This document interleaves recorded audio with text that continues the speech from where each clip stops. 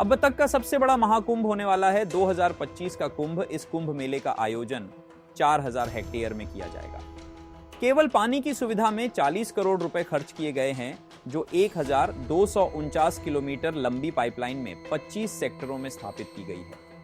144 साल बाद आयोजित हो रहे इस महाकुंभ में देश विदेश से 40 करोड़ से अधिक श्रद्धालुओं के आने की उम्मीद है और इसकी भव्यता का अंदाजा इसी से लगाया जा सकता है। इसका अनुमानित बजट 6382 करोड़ रुपये है। भारतीय अंतरिक्ष एजेंसी इसरो का कहना है कि कुंभ मेला इतना विशाल और भव्य होता है कि इसे अंतरिक्ष से भी देखा जा सकता है। लेकिन आप लोग ये सोच रहे होंगे कि ये इतना विशाल क्यों है। इस भव्य और प्राचीन मेले की शुरुआत कहां से हुई और इसके पीछे का इतिहास क्या है, आइए इस वीडियो में हम आपको महाकुंभ के आरंभ से आज तक के बारे में बताएंगे। कुंभ मेले के इतिहास को समझने के लिए हमें दो प्रमुख पौराणिक कथाओं को जानना होगा, जो इस पर्व की गहराई और महत्व को उजागर करती है। महाकुंभ मेले की पहली कहानी नागों और गरुड़ देव के बीच की है। आर्षि कश्यप और उनकी दो पत्नियां थीं, कद्रु और विनता, दोनों बहनें थीं और दोनों आर्षि कश्यप की पत्नियां भी थीं। एक दिन कद्रु ने ऋषि कश्यप से वरदान मांगा कि उसे 1000 विषैले और शक्तिशाली पुत्र चाहिए। कश्यप ने तथास्तु कहा और कद्रु को 1000 अंडे मिले। यह देखकर विनता ने भी वरदान मांगा कि भले ही उसके कम पुत्र हों, लेकिन वे कद्रु के पुत्रों से अधिक शक्तिशाली हों। कश्यप ने उनसे भी तथास्तु कहा और विनता को 2 बड़े अंडे मिले। समय बीतता गया। इसके साथ ही कद्रु के 1000 अंडे टूट गए और उनसे सांपों का जन्म हुआ। उधर विनता के अंडे नहीं टूट रहे थे और अधीरता में उसने समय से पहले ही एक अंडा तोड़ दिया। उसमें से एक अधूरा जीव निकला जिसका शरीर कमर के बराबर था। अंडा अभी तक पूरी तरह विकसित नहीं हुआ था। उसने क्रोध में कहा, माता, आपने मेरे साथ यह अन्याय किया है, लेकिन कृपया दूसरे अंडे के साथ ऐसा न करें। वह जीव उड़ गया और उसका नाम अरुण पड़ा। बाद में वह सूर्यदेव का सारथी बना। एक दिन कद्रु और विनता ने सूर्यदेव का एक सफेद सारथी घोड़ा देखा। घोड़े को देखकर शर्त लगी। विनता ने कहा कि घोड़ा बिल्कुल सफेद है, जबकि कद्रु ने कहा कि इसकी पूंछ काली है। शर्त प्रतिष्ठा पर आधारित थी और यह तय हुआ कि जो हारेगा उसे दासी बनना पड़ेगा। कद्रु ने अपने नागपुत्रों से कहा कि वे सूक्ष्म रूप धारण कर घोड़े की पूंछ पर चिपक जाएं। नागों ने वैसा ही किया और कद्रु शर्त जीत गई। विनता को हार स्वीकार करनी पड़ी और दासी बनना पड़ा। कुछ समय बाद विनता के दूसरे अंडे से एक शक्तिशाली प्राणी निकला, जिसका मुख बाज जैसा और शरीर मनुष्य जैसा था। उसका नाम गरुड़ रखा गया। जब गरुड़ ने देखा कि उसकी मां विनता कद्रु और उसके 1000 सर्प पुत्रों की दासी बन गई है, तो उसने अपनी मां को मुक्त कराने का संकल्प लिया। गरुड़ ने सांपों से विनता को मुक्त कराने का उपाय पूछा। सांपों ने गरुड़ से कहा कि यदि तुम वैकुंठ जाओ तो वहां से अमृत कलश लाकर हमें दे दोगे तो हम तुम्हारी माता को मुक्त कर देंगे। गरुड़ ने यह शर्त स्वीकार कर ली। वैकुंठ धाम पहुंचकर गरुड़ ने अमृत कलश प्राप्त किया। देवताओं ने उसे रोकने का प्रयास किया, लेकिन गरुड़ अपनी अद्वितीय शक्ति के कारण सफल रहा। विष्णु जी ने गरुड़ को रोका और पूछा कि जब वह स्वयं इसे स्वीकार नहीं कर रहा है तो वह यह कलश क्यों ले जा रहा है।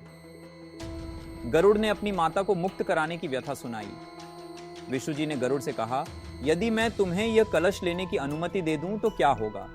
यदि मैं तुम्हें अमृत दे दूं तो तुम हमेशा के लिए मेरे वाहन बन जाओगे। गरुड़ ने यह शर्त स्वीकार कर ली। गरुड़ ने अमृत कलश को नागों को सौंप दिया, लेकिन विष्णु जी ने अपनी जादुई शक्तियों से अमृत कलश को वहां से गायब कर दिया। गरुड़ ने अपनी माता को मुक्त कराया। इस यात्रा के दौरान इंद्र ने गरुड़ पर कई बार आक्रमण किया, जिससे अमृत कलश से अमृत की कुछ बूंदें हरिद्वार, प्रयागराज, उज्जैन और नासिक में गिरी थी। यही कारण है कि इन 4 पवित्र स्थानों पर कुंभ मेले का आयोजन किया जाता है। महाकुंभ से जुड़ी सबसे लोकप्रिय कहानी समुद्र मंथन की है, जिसे देवताओं और दानवों के बीच एक महान प्रयास माना जाता है। ऐसा कहा जाता है कि विष्णु पुराण के अनुसार एक बार आर्षि दुर्वासा ने एक दिव्य माला बनाकर देवराज इंद्र को भेंट की, लेकिन इंद्र ने अपने अहंकार में डूबे हुए माला को अपने ऐरावत हाथी के सिर पर रख दिया। ऐरावत ने माला को जमीन पर गिरा दिया। महर्षि दुर्वासा ने इसे अपना अपमान समझा और क्रोध में आकर इंद्र को श्राप दे दिया कि उनका तेज नष्ट हो जाएगा और सभी देवता अपनी शक्तियां खो देंगे। इस श्राप के बाद देवता कमजोर हो गए और राक्षसों से हार गए। उनके वैभव और शक्तियों को पुनः प्राप्त करने का कोई उपाय नहीं था। ब्रह्मा जी ने देवताओं को सुझाव दिया कि वे दैत्यों के साथ मिलकर समुद्र मंथन करें। जब इस मंथन से अमृत निकलेगा और उसे पीकर वे अमर हो जाएंगे। जब ब्रह्मा जी ने यह बात दैत्यराज बलि को बताई तो वे भी मंथन के लिए तैयार हो गए। मंथन के लिए वासुकी नाग की नेति बनाई गई और सावन के महीने में मंदराचल पर्वत की सहायता से समुद्र मंथन किया गया। अमृत का कलश मिलते ही असुरों और देवताओं के बीच युद्ध छिड़ गया। वामन पुराण के अनुसार युद्ध के दौरान अमृत कुंभ से अमृत की बूंदें त्रिलोक में 12 स्थानों पर गिरी थीं। इनमें से 8 स्थान देवलोक में और 4 स्थान पृथ्वी पर थे। हरिद्वार, प्रयागराज, उज्जैन और नासिक यही हैं। ये एक पवित्र स्थान है जहां अमृत की बूंदों के कारण कुंभ मेले की शुरुआत हुई थी। वायर महाकुंभ का आयोजन हर 12 साल में होता है। वेदों में वर्णित खगोल विज्ञान के अनुसार ब्रह्मांडीय ऊर्जा हर 12 साल में कुंभ मेले का एक चक्र विशेष रूप से सक्रिय होता है। बृहस्पति और सूर्य की इन विशिष्ट खगोलीय स्थितियों के दौरान यह ऊर्जा पृथ्वी पर कुछ स्थानों पर केंद्रित होती है। यही कारण है कि कुंभ मेला धार्मिक और आध्यात्मिक दृष्टि से इतना महत्वपूर्ण है। यह दुनिया के सबसे बड़े धार्मिक आयोजनों में से एक है। इसकी भव्यता और विशालता ऐसी है कि इसे अंतरिक्ष से भी देखा जा सकता है। 13 जनवरी से शुरू होने वाला महाकुंभ 26 फरवरी तक चलेगा, यानी 45 दिनों तक। इससे आप अंदाजा लगा सकते हैं कि यह कितना बड़ा विश्व स्तरीय आयोजन है।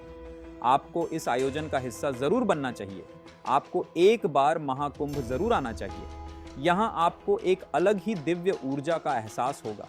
इतनी ठंड और भीड़ में भी लोग त्रिवेणी संगम पर शाही स्नान करने से नहीं हिचकिचाते। इस जगह की सकारात्मक ऊर्जा को विदेशों से आने वाले लोग भी महसूस करते रहे हैं, इसलिए वे एक बार यहां जरूर आते हैं और महाकुंभ में दोबारा आना चाहते हैं।